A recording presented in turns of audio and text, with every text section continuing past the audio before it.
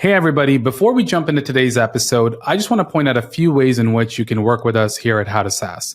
Number one, if you're an investor and you're in the middle of a transaction and you want to figure out what is the marketing potential of the target investment that I'm looking at, you can engage with us in a due diligence engagement where within 2 weeks, we can give you a very clear picture of all the levers within the marketing function of that organization for them to drive more revenue and pipeline for the business while being incredibly efficient.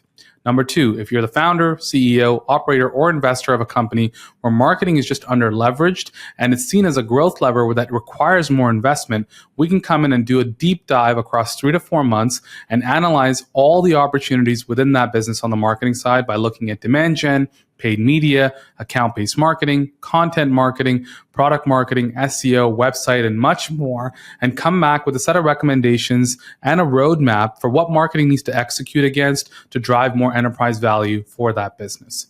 And number three, if you're the CEO of a company that doesn't have a CMO right now, or there's a gap in the organization because the VP of marketing or CMO was recently transitioned out, we can come in a fractional CMO capacity and partner with you on that business and lead the internal team and the operational plan so that the marketing function continues to make progress and drive more pipeline and revenue. And we'll also help you hire your next CMO by being part of that hiring process and onboard that new person once they're ready to join the organization so that they get a running start. These three types of engagements are some of the most common ways in which investors, CEOs, and companies work with us. And we have a proven track record of driving a ton of enterprise value and revenue growth across those companies. To learn more, go to www.howtosas.com, where you'll get a lot more information in terms of the types of engagements I've described. And you can see case studies and other examples of the work that we've done, so you have a lot more confidence in partnering with us. And with that said, let's get to the episode. Enjoy the show. Welcome to the Private Equity Value Creation Podcast, where we interview leading investors, operators, bankers, and advisors to help you answer one question: how do we increase the enterprise value of our companies? My name is Shiv, and each episode I will dive deep with a guest to help you become a better value creator and capital allocator. So with that said, let's jump right in and let's get started with today's episode. My guest today is Kade Thomas, and he is the founder and managing partner of Emory Oak Partners. And what I really like about this conversation is that Kade and Emory Oak invest in home services businesses and are almost building a platform company as a holdco through their investments in the home services space. And Kade shares a ton of insight in terms of how they're bringing together the data for the ICP of homeowners that they're targeting across all their different businesses and leveraging cross-sell and upsell to create a ton of enterprise value. And I think a lot of private equity firms that are engaged in inorganic M&A growth activities or have platforms where cross-sell and upsell can be a huge growth driver can learn a ton from this, because Kade kind of walks through their framework on how they identify the acquisitions or platforms that they're investing in, plus looking at the cross-sell side with the data and how they prioritize all the areas that they're kind of focused on. And so I really enjoyed that. And we see a ton of clients, even on the How to SaaS side, where cross-sell is just such a huge opportunity, but the people involved don't completely understand the process on how to actually capitalize on all of that. So Kade shares a ton of insight that you can probably learn a lot from if that's you or represents the types of companies that you're looking at. And I think you'll learn a lot from it. So with that said, I'll leave you to it. Enjoy the episode.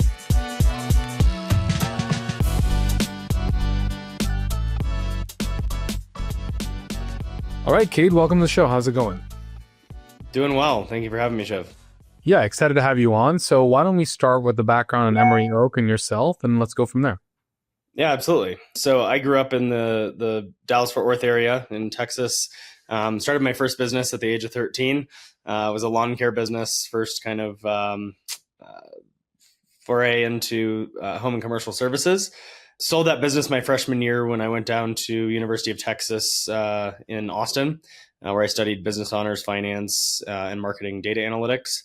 Did a couple more service companies while I was at UT.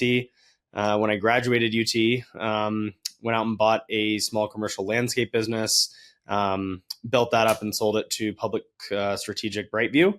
And then in 2021, launched my firm now, which is Emory Oak Partners. little bit of background on Emory Oak. So back to sort of my first business at 13. First job I ever did was plant an Emory Oak tree for my neighbor. So that's the nostalgic connection to the name there. But really, what we're here to do is sort of solve what is a sort of triangle of inefficiency as we see it, where you have sort of in the home and commercial services space, which is where we primarily focus, you have these sort of legacy operators who great customer experience, really great service, but inability to kind of grow from both a strategy and capital perspective, and certainly a technology perspective. And then you have these sort of bigger private equity firms and strategics who, are just really trying to play a multiple arbitrage game. Inject some operational efficiencies, but ultimately synergize a bunch of companies together and flip them for a multiple. And then third, you have these tech companies who are building sort of broker type platforms, right? Their customer comes and then they are simply connecting a customer with an end business. We're marrying all three of those together, and I think that's really our big differentiator. So we're entrepreneurially driven, operationally focused, and technology enabled. And leverage a lot of data and have just sort of expanded our verticals in home and commercial services and are growing them. So that's sort of where we are today. And how big are these companies that you're investing capital into in terms of revenue, EBITDA? Like what types of characteristics are you looking for? Yeah, so going back to sort of our roots in entrepreneurial endeavors, we start each of these companies. And once we've started them and gotten them to a place where we feel like we've got the infrastructure and the operational excellence that allows us to create real operational alpha, then we'll start making some inorganic acquisitions that allow us to just grow the platform and be able to cross-sell our other services to those customer sets that we purchase.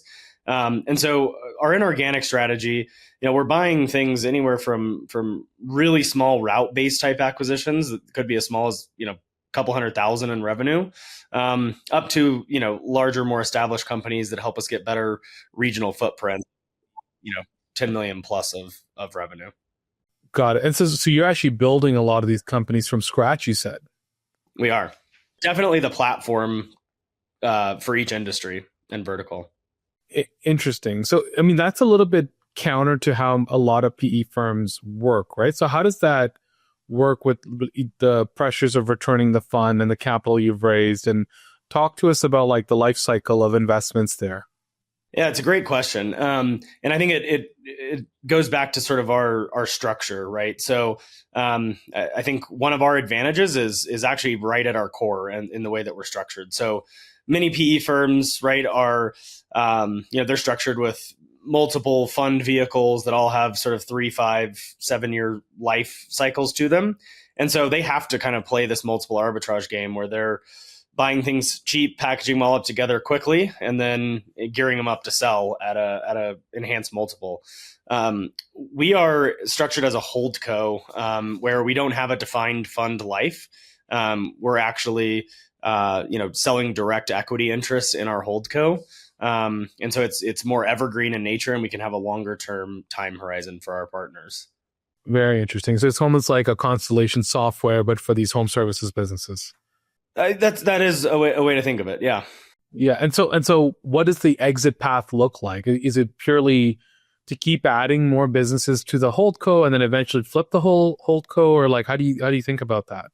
Or just cash flow the businesses? Like, yeah, I mean, I think we take a long-term outlook on these businesses, and our primary focus is driving growth, and a lot of that is organic growth, right? And so our organic growth engine and really focusing on sort of leveraging data to go find customers in unique ways and deliver unique customer experiences.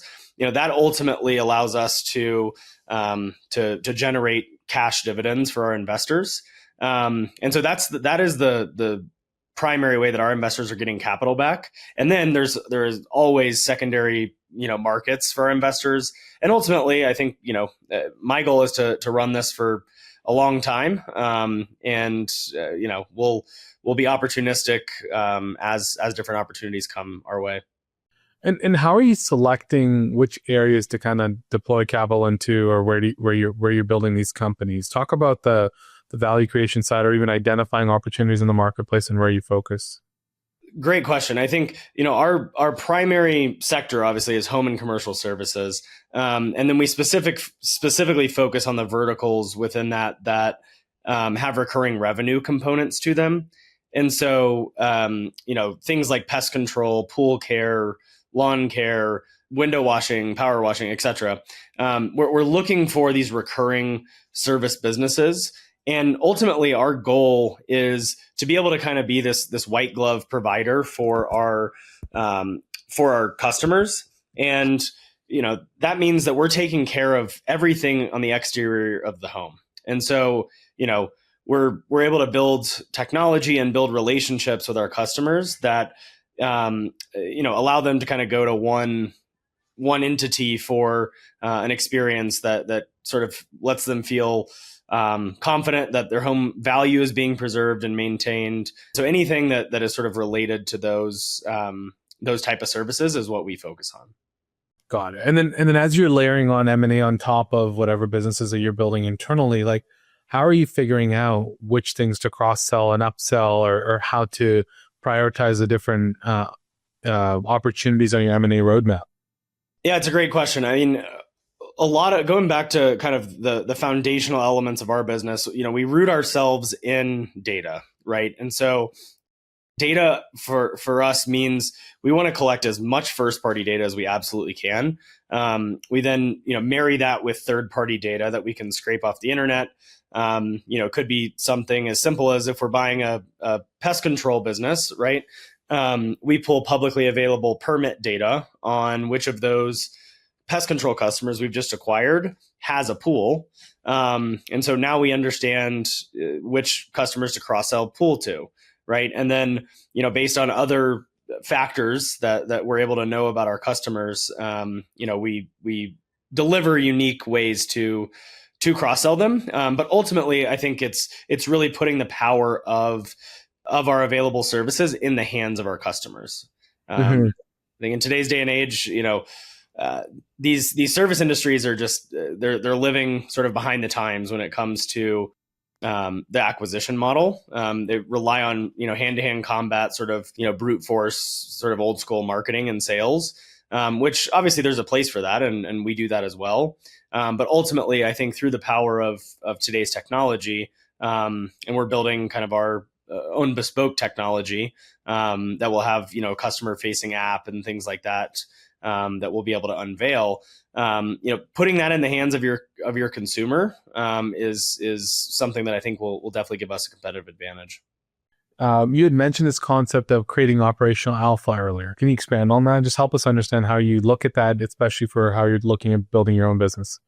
For sure, yeah. So back to sort of, I would say, let's talk about the contra of that first, which is really just playing the multiple arbitrage game, and you're generating alpha through buying companies at low multiples, synergizing out the people, and then packaging them all together and ultimately flipping them at a large multiple, right? That's sort of multiple arbitrage and multiple alpha creation.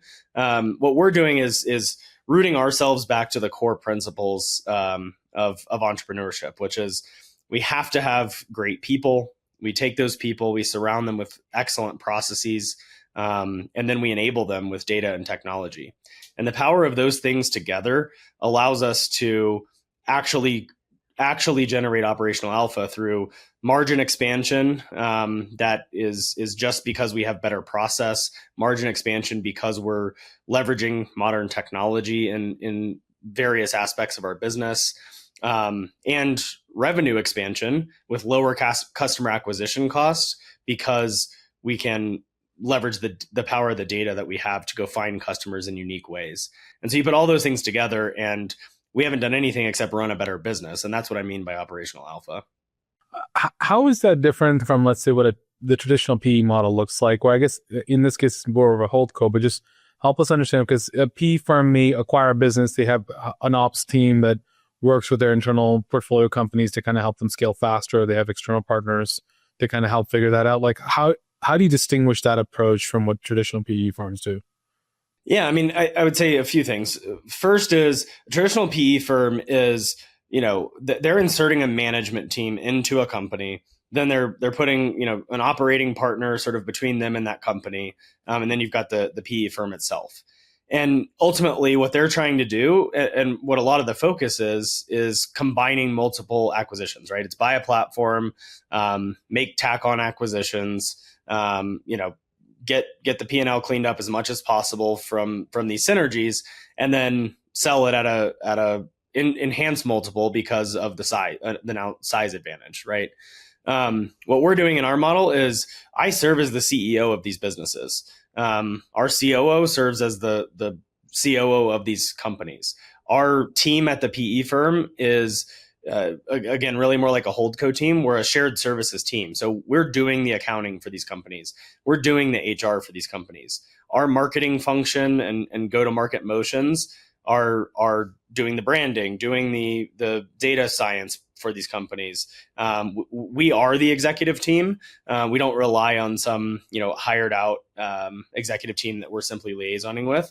And again, I think it goes back to the organic growth model being our primary driver, and actually having that sort of long-term vision where we're not forced into some of these more short-term moves. How many companies are currently under Emory Oak? We have 6 portfolio companies today. 6, and they're all in the home services space, and is geographically focused, like southeastern United States.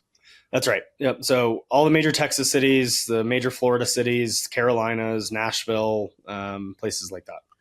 So you're almost operating this as like a platform company that's maybe backed by private equity that buys multiple companies together in a similar vertical or space and kind of building a unified offering. Is that a fair comparison then? I think probably that's a good comparison. Yeah, we really do function as kind of a true holdco model versus a private equity firm. Do these individual companies have their own executive teams? Like, how do you operationally run the companies? No, we serve as the executive team. So basically, all functions except operations are done at the central services level, and then we have sort of a business unit leader that's an operational lead, because we don't want to lose obviously the specialization of service in each company. And they're the ones that are sort of industry experts driving operational excellence, standardized service delivery, and that sort of quality service in each of our companies. Got it. So it's more like the service delivery component for the pest control solution or the pool care solution is done at the company level, but all the shared services are done at the holdco level. Okay. And so talk about the growth model. How do you model that out in that type of a scenario? Because I would imagine each of those businesses has their own go-to-market or way of finding customers. I get the cross-sell, upsell side, but how do you manage that? How do you look at resourcing across all the portfolio companies, if you will, in quotation marks, I say, but how do you make those types of trade-offs? Yeah, the go-to-market motion for us, I think again is rooted in data, and so knowing that in most cases, at least, all of our services can be offered to these homeowners, right? We're really trying to capture the homeowner, right? And so what we do is we leverage data to determine what the best way in, right?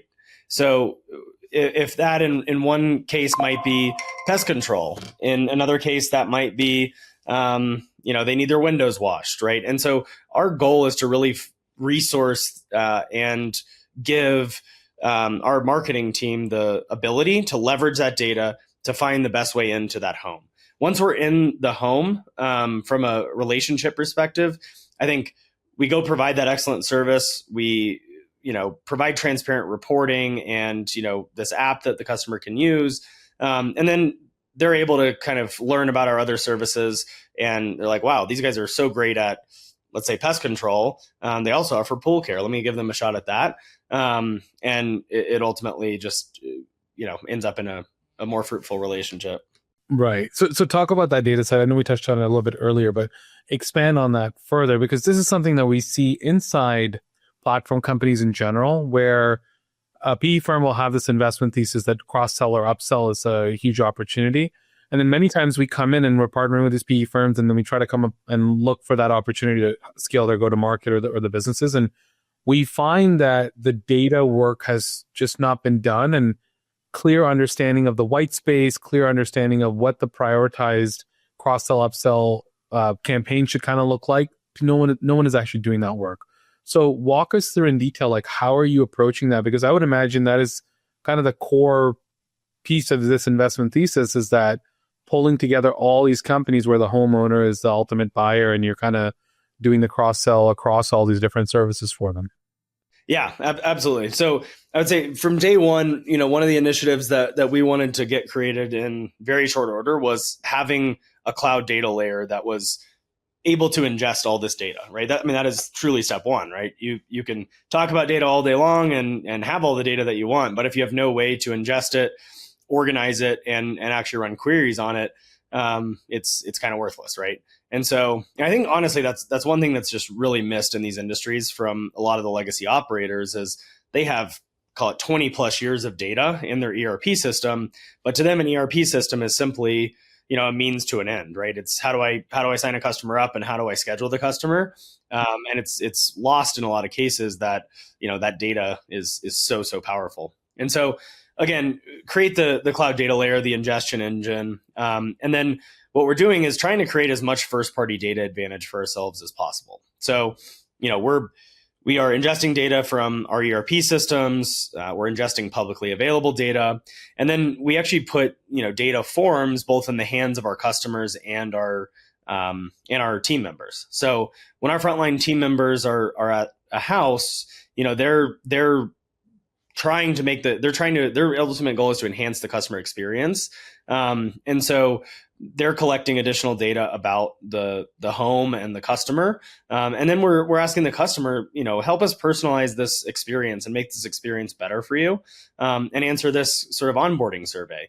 And so again, I think most people kind of I think view those kind of things as scary or whatever, in a lot of other cases. But I think here, the advantage we have is we're trying to create unique customer experiences. And the way that we do that is by understanding our customers better than any of our competitors do. And so we're constantly appending data records. We're leveraging third-party data, and all of that is with the goal of better serving our customers. And so I think that is a real data advantage, right? Some of the data that we have about our customers is just, you can't go buy it in the marketplace. It's observational data, it's sentiment analysis. And then of course we overlay demographic data and other things. But it is a true data advantage for us. And then on the back end, I think what that allows us to do is, understand truly who is our ideal customer, and then where are they looking for services like ours. And so as we continue to iterate on that and get smarter on that, we can continue to show up in unique ways for these customers. And then ultimately, we're able to be more efficient from an operational perspective, through data, and create those unique customer experiences that make customers want to stay with us for a long time. Yeah, I think this data piece is just so critical. We don't see enough firms and companies investing in that. And I was really glad to hear you kind of say that up front, because it's really like a data mapping exercise. We have customer set A. How many of them are candidates for product B or product C or product D? And you kind of have to do that en masse to kind of figure out what the actual opportunity there is. So kind of talk about how you're translating that. Like, so as you're getting the insights, how are you actioning that into capturing that opportunity and operationalizing those same insights into go-to-market initiatives? Yeah, it's a great question, and one that there's not necessarily an easy answer to, and there's certainly not an immediate answer to, right? I mean, this is something that we've had to A/B test and iterate on for the last 4 years, and I would say it's really only been probably the last, call it 12 months that we've been really successful in understanding the data is really telling us, and then or we understood what the data was telling us, but then how to action it. We had to try a lot of different things, right?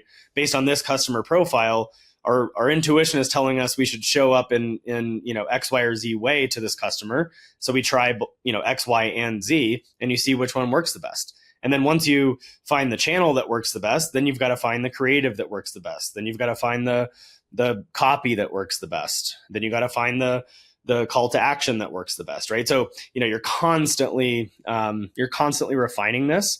But what I think is super important that you can't get lost in is I think people develop their ICP, develop their go-to-market motion, and that becomes almost a static thing, right? They did it at one point in time. They paid a bunch of money to, a customer segmentation expert or something like that.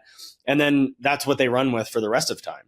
And what we have to always remember about data, especially in where we are today in 2025, is that consumer sentiment, consumer behavior is constantly changing. And so the power of this data architecture is truly creating these data flywheels that are serving as a feedback loop for us in what we believe about our customers, right? What we knew 12 months ago has iterated since then, right? But we have now the flywheel sort of spinning, so to speak, where we're constantly feeding that engine back to refine that go-to-market motion, to refine the channels, to refine the copy, the creative, et cetera, et cetera. Yeah. Do you have certain targets in mind for like, hey, this is what actual total customer value should look like for us across these different products and services that you've got? Yeah, I mean, our kind of golden ratio we use internally is an LTV to CAC, right? So some people use ROAS, some people use, just tenure of the customer, some use, overall profitability. I think what we've found is the thing that keeps us the most focused is that lifetime value of the customer compared to what we're paying to acquire that customer. And we're always targeting sort of somewhere between a 3 and a 4 is ideal for us. 4 and a 5 is good, but actually might tell us we're underspending a little bit. And so overall, I think, the thing that we're after is not just going and getting the customers, which I think, again, a lot of other private equity firms are incentivized to do. It's just, let's go build this thing up as big as we can, because we have a longer horizon and sort of trying to create tailwinds for ourselves. We're operationalizing the use of this data, not just in our go-to-market motion, but then in our service delivery motion as well. Even in our CX motion, in our collections motion, right? All of these different things, we have to serve our customers in unique ways based on what we know about them through every one of these motions to truly maximize that lifetime value. Yeah, talk about some of those other elements of bringing these companies together, because a lot of this is in a shared services model. So talk about CX and just operations in general. You mentioned finance and collections. Like, how are you managing the rest of the business operations, especially since it's centralized? Yeah, I mean, we have to hire the right people, right? They've got to be cross-trained and develop a lot of skills, right? You're not just teaching them one skill, because we want that customer. If we're presenting ourselves as sort of a unified front that has vertical expertise, when you call in to us, you don't want to hear, oh, I got to transfer you to the pest control department, or I got to transfer you to the pool care billing department or whatever. That's just not how these customers want to do business if they're going to invest in sort of that unified offering. And so our team, is really awesome. They have to be. And then I think we've done a good job creating, kind of robust training programs, and then making sure that we are so well processed. And then we reinforce that process through accountability in our tech system. But ultimately, all of our centralized resources are able to speak to each of our services. And I think that's sort of the power of that customer service delivery. Are you trying to build a similar customer experience across all the different business units where like the intake is the same, the servicing process is the same? Like, how much uniformity exists across the different business units there? Uniformity from a process perspective is something that we've spent so many countless hours developing, because those playbooks and creating expectation for the customer when they interact with us is just so important. And And so, yes, are things going to look a little different from, a pest control service to a landscape service? Sure. But your interaction with us and the way we talk to you, the way that, you interact with us from a technology perspective, interact with our billing department, et cetera, should all feel pretty seamless. And so, I think that's part of creating a unified brand means you have to live that out in all your verticals. And we're simply just modifying the service that we provide. Is there like a North Star that you're kind of working towards? So I get the idea of bringing all this together around the homeowner, but in terms of number of acquisitions, is there a revenue target that you're working towards? Like, how do you look at success with a platform like this? Several ways. I mean, I think one, we've been on this brand unification journey for the last several months. We've been developing our own technology for the last several months, and so that's kind of North Star number one is to have all of these things together in one brand, one verbal brand, visual brand, brand promise, etc. And then have that experience be translated into a true product for the customer and put that in their hands. And then from there, I think, our goal is, we want to achieve substantial organic growth coupled with strategic inorganic growth. But I think, we're working toward we'd like to be a, $500 million business by the end of 2030. I think that's sort of the internal goal. Got it. And is the path to getting there purely done through acquisitions or growing each of these companies individually, or kind of a combination of both? Like where do you see more of that growth coming from? Yeah, I think we see a strong weight toward the organic growth, which is going to largely be driven by digital. We see a strong cross-sell growth, and then we see strategic inorganic growth. I think in that order. Got it. Yep, totally makes sense. Talk about the digital side a little bit, because you see organic growth coming from there. Like how are you seeing that being a core driver for the platform? Again, it goes back to the data. So when we understand who our ideal customers are, then it's been an iterative process to figure out where we go find those, right? And so that could be through Google, which has obviously PPCs, paid search, LSAs, etc. Could be through Meta, which has Instagram, Facebook, etc. And or it could be unique and bespoke platforms with social media and email campaigns, text campaigns, etc.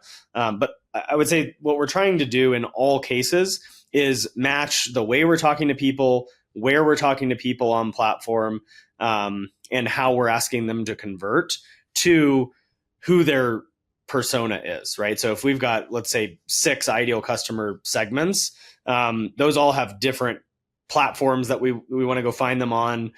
They've all got different ways in which we want to talk to them, and they've all got different calls to action for how we want to convert them. Mm-hmm, mm-hmm. Yeah, and do you see the rise of LLMs and AI platforms? Because a lot of these home services businesses do get a lot of their volume from Google Ads and SEO and just like pay-per-click translating the lead flow, basically. So how do you see the rise of these types of platforms where it's more brand-based or more recommendation-based by the engine, like affecting your business? Or how do you see that evolving your go-to-market based on that? It's a great question because, these things are ever evolving, right? You think you have it figured out one day and it's different the next. I think the way we think about it is, Google's always iterating on their platform. Meta's always iterating on their platform. They've got very complex LLMs that they've spent a massive amount of time and resources on.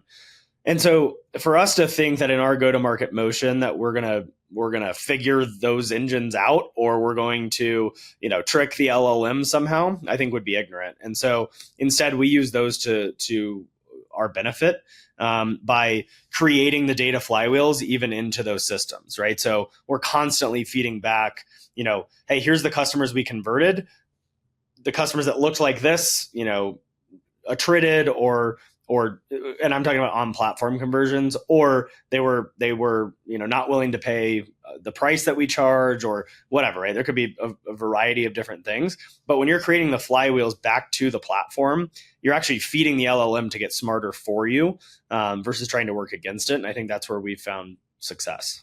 Mm-hmm, mm-hmm.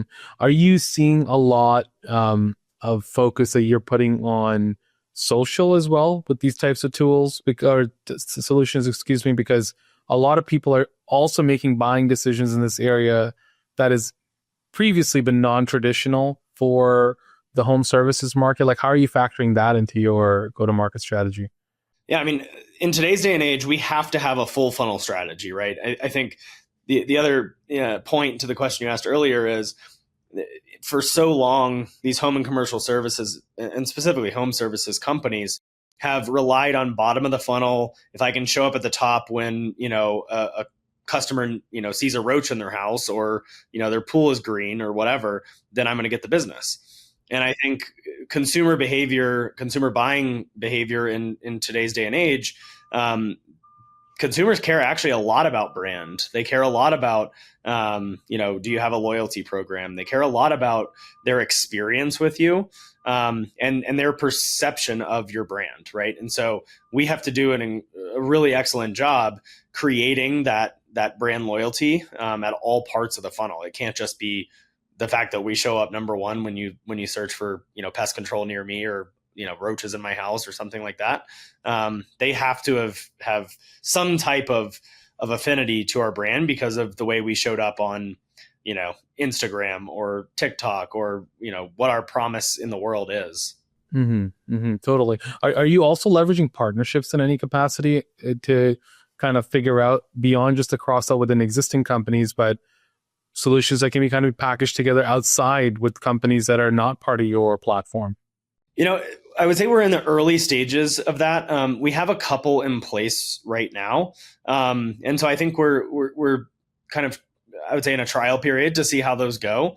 Those partnerships are always challenging for us, right? I mean, we are really trying to upend and recreate how this industry operates, and the way that we approach investing in this industry, the way that we approach, customers, the way that we approach team members. And so when you're trying to upend an industry, aligning yourself with companies that are operating in a way that's kind of the old school way, for lack of a better term, that can be tough. So you've really got to be smart about who you're strategically partnering with. Yeah, totally makes sense. I mean, I think the things that you've laid out, which is the data side, the cross-sell, organic, and then the M&A side, makes total sense as a list of priorities. So good on you to kind of focus the business on that and even have this kind of integrated strategy. As we're coming up on time, there's tons of PE investors that are listening that have platforms, not even in the home services space, but just in general, where cross-sell is such a huge part. Any parting words on that in terms of how they should be thinking about their companies? Cross-selling, I think, to your point earlier, is something that a lot of people have tried for a long time. I think where we have, at first stumbled and now I think been successful in cross-selling is we can't lose the guise of expertise for the actual service provider, right? So I need my pest control experts to remain pest control experts. I can't have them talking about pool care or landscaping or something else, because now you've just deteriorated this customer's entire view of sort of their trusted advisor on X, or that you are their pest guy or something like that, because that's how they think about these industries. And so we've taken that discussion and cross-selling remit sort of out of the hands of our frontline team. We want them to be the best at what they do. And then we find other unique ways, whether it's, through digital, through our app, or through our inside sales or customer support team, to create those cross-sell opportunities. And we don't push them hard, right? We make them feel more natural. And it's not all about, you should do this because it's going to save you money. It's truly about, how do we create a differentiated experience for you? And again, I think that experience has to include keeping that operational integrity on the front line. Yeah, makes total sense. And if there are folks listening that want to get in touch with you, what would be the best way for them to do that? I'm super active on LinkedIn, and you can always email me.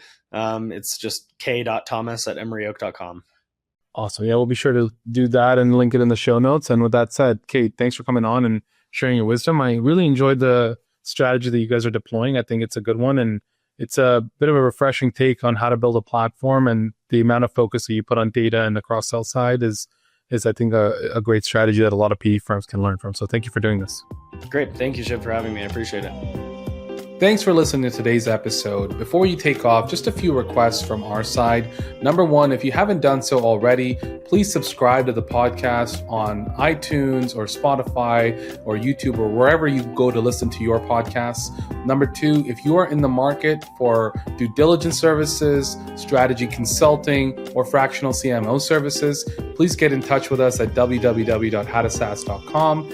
And third, please buy a copy of my new book, Exit Ready Marketing. It covers a ton of concepts that we take our customers through, private equity investors, B2B companies, CEOs, operating partners, and marketers. And there's a ton of great value in there that expands on my previous book, Post-Acquisition Marketing, as well. So with that said, I hope you enjoyed today's content, and we'll see you on the next episode.